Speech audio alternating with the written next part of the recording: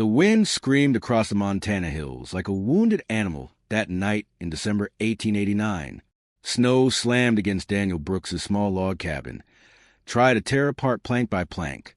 Inside, the 34-year-old cowboy sat close to the stone fireplace, mending a worn leather bridle with tired, steady hands. He had pulled his cattle close before the storm hit, the way any smart rancher did. And now it was just him, the fire, and the endless howl of winter. The timbers creaked under the weight of ice. Sparks jumped in the fireplace. Daniel listened to the storm and felt that old familiar loneliness settle on his shoulders. He had lived alone on this land for 12 years. He knew blizzards. He knew hunger years. He knew silence. None of it scared him anymore. Then he heard it. 3 weak knocks on his door, so soft they almost vanished under the roar of the wind. Daniel froze, the bridle in his hands. No one with sense would be out in a storm like this. His nearest neighbor, Henry Callahan, lived miles away on a rich spread. Old Tom Garrett lived 3 miles east. Neither man would come knocking now. The knocks came again, even weaker. Daniel rose, grabbed the Winchester from beside the door, and moved quiet but fast. His heart beat hard in his chest. Out here, far from town, trouble often rode in storms. "Who is it?" he called, voice rough from days without talking. Only the wind answered. Then one more fragile knock. Against his better judgment, Daniel lifted the heavy wooden bar and cracked the door open. The storm hit like a fist. Snow blew in his face, stinging his eyes. But what he saw on the threshold drove every thought of danger from his mind. A woman stood there, or tried to. She swayed like she might fall at any moment. Her dark hair had come loose from its pins and hung in frozen strands around a pale face. Ice crystals clung to it like glass. Her blue wool traveling dress was soaked stiff. She clutched a small carpet bag in white, numb fingers. "Please," she whispered. Her lips were almost purple. "Please help me." Daniel dropped the rifle and caught her as she fell forward. She felt light as a bird made of sticks and ice. He pulled her inside and kicked the door shut with his boot, shutting out the storm and trapping the cold with them. "Lord Almighty," he muttered, half carrying, half dragging her to the fire. Her skin was like river stones under his hands, frozen all the way through. He laid her on the rag rug before the hearth, then threw more wood on the flames until sparks leaped high up the chimney. The woman's eyes fluttered open for a moment. They were green, bright, and startling even in her half-frozen state. Then they closed again, her whole body shaking with violent shivers. "Ma'am, can you hear me?" Daniel knelt beside her, feeling completely out of his depth. He had patched up cattle, set a broken leg on a horse, stitched his own cuts, but he had never tried to save a half-frozen woman. She gave the smallest nod. Her teeth chattered, so hard he thought they might crack. "We need to get you warm," he said. His mind raced. The dress was soaked through. She would never heat up in wet clothes. He grabbed the blankets from his narrow bed and brought them over, then stopped, feeling heat rush to his own face. "Ma'am," he said, clearing his throat, "your dress is wet through. You will not get warm like that. I will turn my back. You can use these blankets and one of my shirts. It is clean. I give you my word. I will not look." For a moment, fear flashed in her green eyes. Then she gave a tiny nod. Daniel turned to the wall, so fast his boots slipped on the floorboards. He stared at the rough pine logs and counted every knot while he listened to the shaky rustle of fabric behind him. "I am decent," her weak voice said at last. He turned. She sat huddled close to the fire, wrapped in blankets, his flannel shirt showing at the collar. Her blue dress lay in a heavy wet pile. Some color had crept back into her cheeks, but she still shook. Daniel moved to the stove, grateful to have something to do. He poured strong black coffee, then ladled out a bowl of stew that had been simmering since morning. "Can you hold this?" he asked, offering her the tin cup first. Her hands trembled so badly he had to brace the cup as she drank. She closed her eyes as a hot liquid slid down her throat. "Thank you," she whispered. "I was sure I would die out there." "What were you doing in that storm?" he asked. The question came out harsher than he meant. Fresh tears filled her eyes, but she blinked them back. I had nowhere else to go, she said. He gave her the stew and watched her eat, slow and careful. Her hands were soft and smooth. City hands. A thin gold band shone on her left ring finger. When she had eaten what she could, she pulled the blankets closer and stared into the fire. "My name is Clara," she said quietly. "Clara Whitmore." "Daniel Brooks," he answered. "This is my place." Clara nodded. Her voice shook, but she spoke anyway. "I came from Philadelphia. I was a mail-order bride." The words tasted bitter. "I came to marry a rancher named Henry Callahan."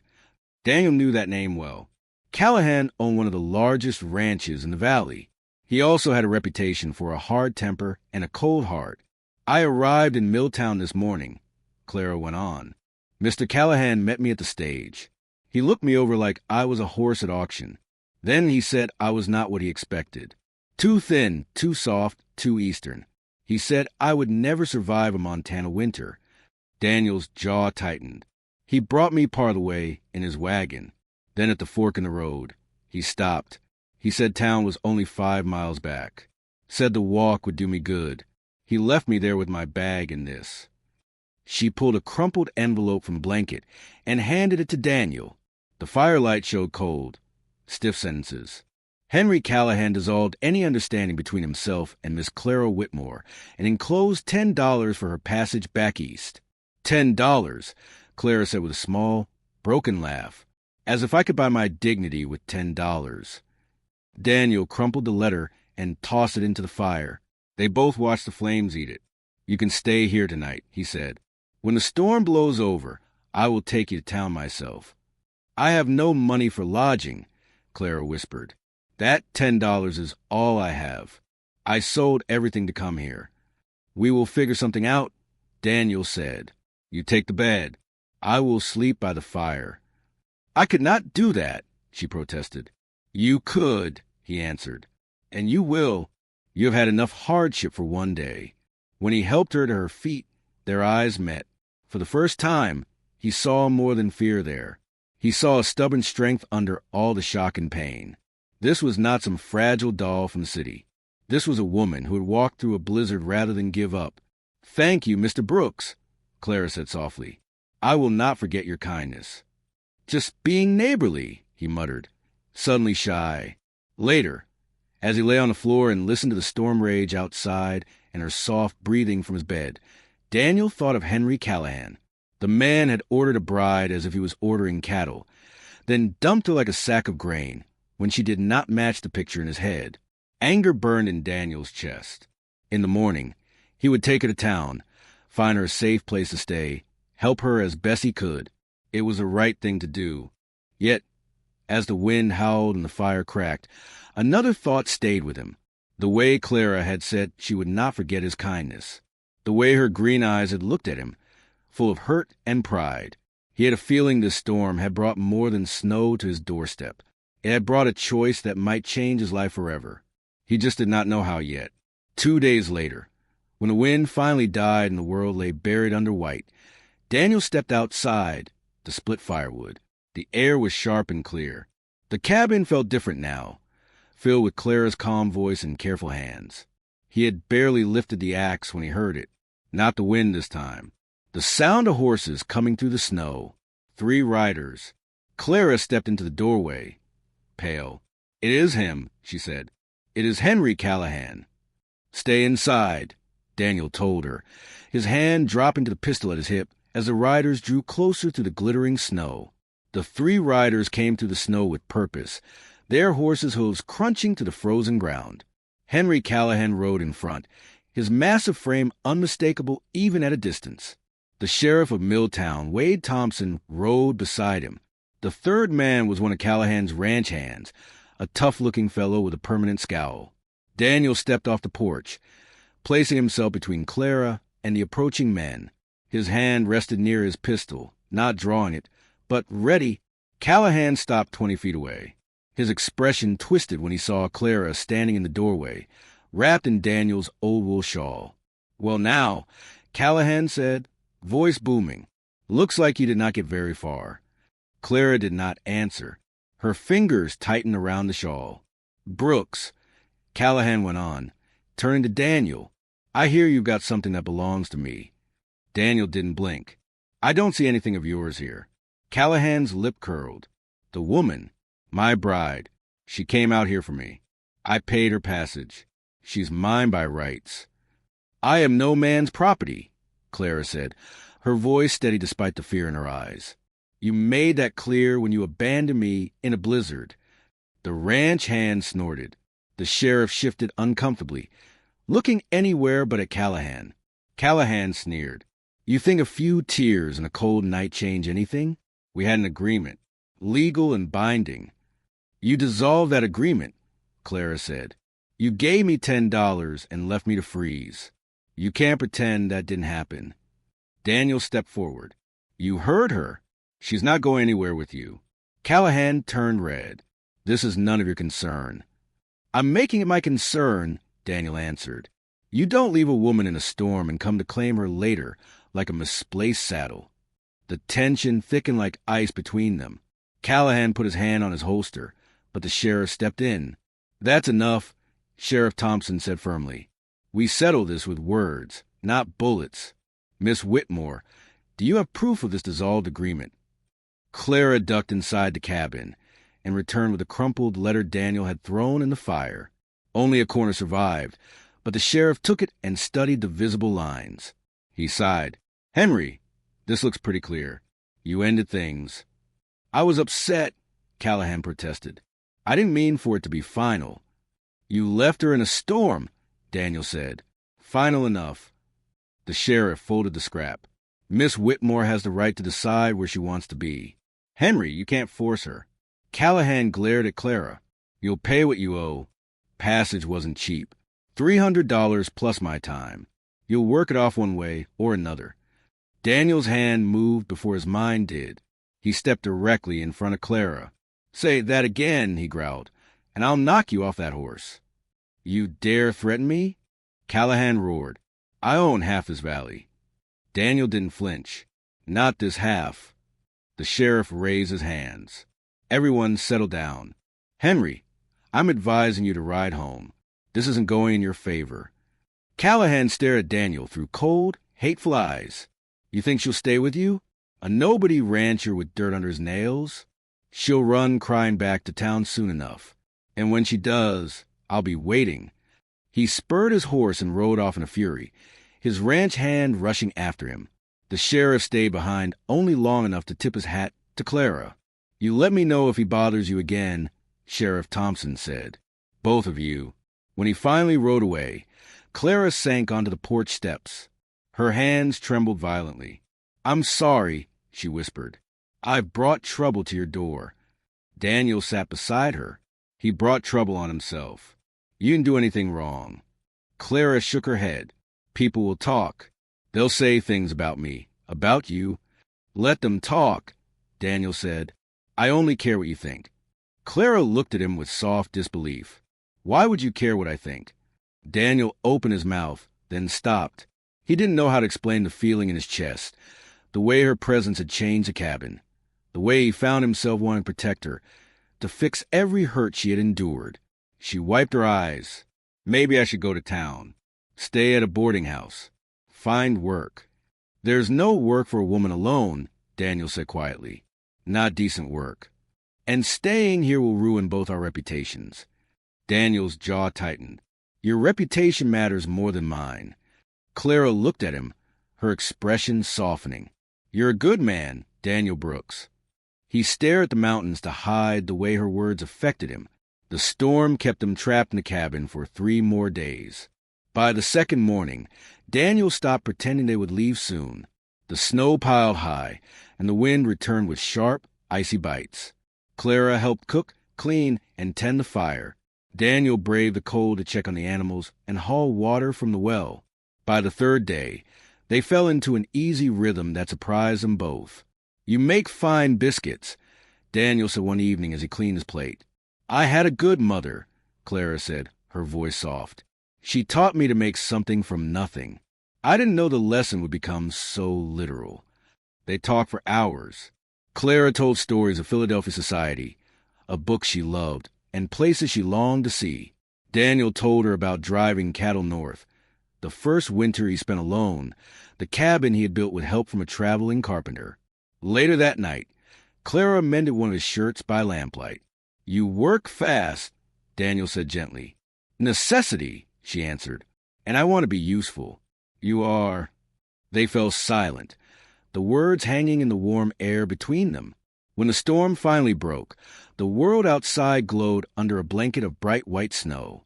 Clara stood at the window, breath catching. "It's beautiful," she whispered.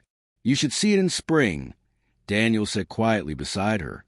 "Wildflowers everywhere. Smells sweeter than any fancy perfume. I wish I could see it." "You can," he said before he could stop himself, "if you stay a while." Clara turned sharply, eyes wide. "Stay." But before he could answer, she moved too quickly and bumped into him. Daniel caught her to keep her from slipping, his hands on her arms, her palms flat against his chest. They froze. Her face was inches from his. Her breath warmed his skin. Her green eyes lifted slowly to his. "Clara," he whispered without meaning to. She stepped back fast, cheeks pink. "I should make breakfast." "Yes, of course." Daniel backed up, his heart pounding like a runaway horse. Something had shifted. They both felt it. They both feared it. And neither dared speak it. That evening by the fire, when Clara spoke again, her voice was quiet but full of meaning. "My parents met by accident," she said. "Mother spilled lemonade on my father. 6 months later, they married. Quick courtship," Daniel said. "Mother said, 'When you know, you know.' I used to think that was silly." She paused. "Now I'm not so sure." Daniel stared at the fire, afraid to look at her, afraid not to. He needed air. "I should check the animals." She nodded. He stepped into the frozen night, trying to gather his thoughts. But all he could think of was Clara, her laugh, her courage, the way she had survived everything thrown at her.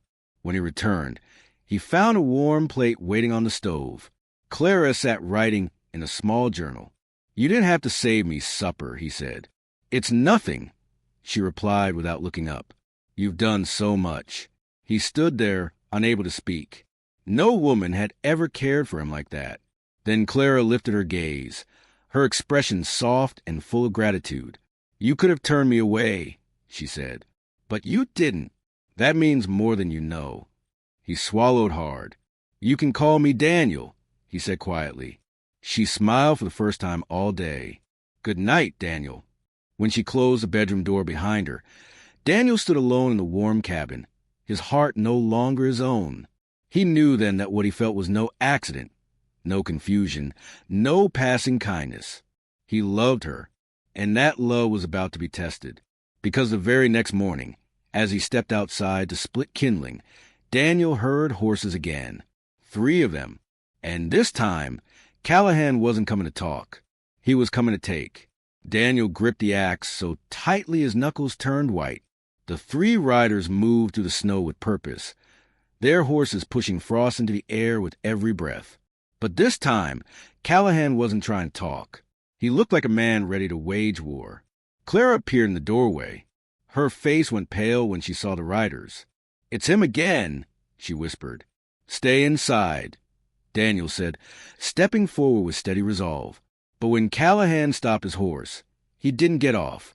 Instead, he pointed straight at Clara. "You think you can hide behind him?" Callahan barked. "You think you can shame me and walk away?" Clara didn't run this time. She stepped out onto the porch, chin lifted high. "I owe you nothing," she said. "Not my labor, not my life, not my dignity." Daniel moved beside her, a silent shield. The sheriff wasn't with Callahan now. This time it was only 2 ranch hands. Both hard men, both hired to intimidate. Callahan glared. "I gave you passage money. I did my part. Now you're living like a..." Daniel cut him off, voice like steel. "Finish that sentence and you'll be eating snow with broken teeth." Callahan leaned forward in his saddle. "You want to keep her? Fine. Pay her passage. $300. Daniel laughed once, cold and sharp. You think I'm scared to work off a debt? Try again. Callahan's face twisted with rage. You think you won? But this valley listens to me. People listen to me. That woman's reputation is ruined, and yours will be next. Clara swallowed, hands shaking, but she did not back down. My reputation was safe until you lied about me. Daniel stepped forward. You're done here, Callahan. Take your men and ride. Callahan opened his mouth, but then the sound of hooves thundered from the south road. Dr. Morrison, his wife Ellen, Tom Garrett and his wife Agnes, the Henderson boys, even Reverend Hartley, all riding hard toward the cabin. Callahan froze as they surrounded him. Tom Garrett called out, Henry Callahan, we're tired of your bullying. Agnes pointed straight at him. Leave that girl alone. Ellen added, or you'll answer to all of us. Callahan's bravado faltered. He looked around, realizing every eye was against him. You can't all defy me, he snapped. Watch us, Reverend Hartley said sternly. And Henry, you are no man of God today. Callahan's men shifted uneasily. The ranch hands were loyal to money, not suicide. Seeing the numbers against him, Callahan's jaw clenched. Fine, he spat. Keep your stray. Sheer regret choosing a penniless cowboy over a rich rancher. He yanked his horse around and rode off, humiliated. His men followed. Snow settled around the cabin. The danger finally passed. Clara let out a shaking breath. Daniel felt her whole body tremble. Tom Garrett dismounted. You two all right? Daniel nodded. Thanks to all of you. Ellen Morrison approached Clara and wrapped her in a warm embrace. You're safe now. We won't let him hurt you again. Clara cried into her shoulder. Not from fear this time, but from relief. Reverend Hartley cleared his throat. I feel I owe you an apology, Miss Whitmore. I judged too quickly. If you and Daniel choose marriage, I would be honored to perform the ceremony. Daniel and Clara froze. Marriage. They exchanged a look. A long, quiet, powerful look. Daniel swallowed hard. Clara, I know this isn't the perfect setting or timing, but... She lifted her hand, stopping him. Her green eyes shone. Yes, she whispered. If you're asking, my answer is yes. Daniel blinked. You sure? With all the trouble, She stepped closer, placing her small hand against his chest. I choose you, she whispered. Storm or sunshine, trouble or peace. I choose you. Daniel felt tears burn behind his eyes. No woman had ever chosen him. Not once. Not for the man he was. He pulled her close and kissed her, gentle and full of promise. Cheers erupted around them. Agnes Garrett wiped her eyes. The Henderson boys whooped loudly. Reverend Hartley lifted his hands. Shall we say 2 weeks from today? Clara nodded. 2 weeks. Daniel nodded. 2 weeks. It was settled. 2 weeks later, on a bright morning under a big Montana sky, Clara walked toward Daniel under the cottonwood tree beside the cabin. Her simple cream dress billowed in the breeze. Wildflowers were woven into her dark hair. She carried Martha Murphy's lace handkerchief. Something borrowed, something old. Daniel stood waiting, dressed in his best shirt, heart pounding like a drum. Reverend Hartley began the ceremony with a voice full of warmth. Daniel held Clara's hands. They trembled together. I choose you, Daniel said, voice rough with emotion. Today and every day that follows. I choose you, Clara whispered through tears. You are my home. When Reverend Hartley announced them husband and wife, Daniel kissed her like she was the most precious treasure on earth. The valley cheered. Not everyone came, but enough came, enough to show that love was stronger than gossip. Even from a ridge above, a dark silhouette watched the ceremony. Callahan, alone, defeated, unable to ruin what he once took for granted. Eventually, he rode away for good. 5 years later, the cabin had doubled in size. Children's laughter filled the air. Emma, age 4, chased chickens around the yard. Little James toddled after her. Giggling, Clara stood stirring stew at the stove. Daniel walked in with hay on his shoulders, kissed her cheek, and lifted James into his arms. Their home was warm, full, alive.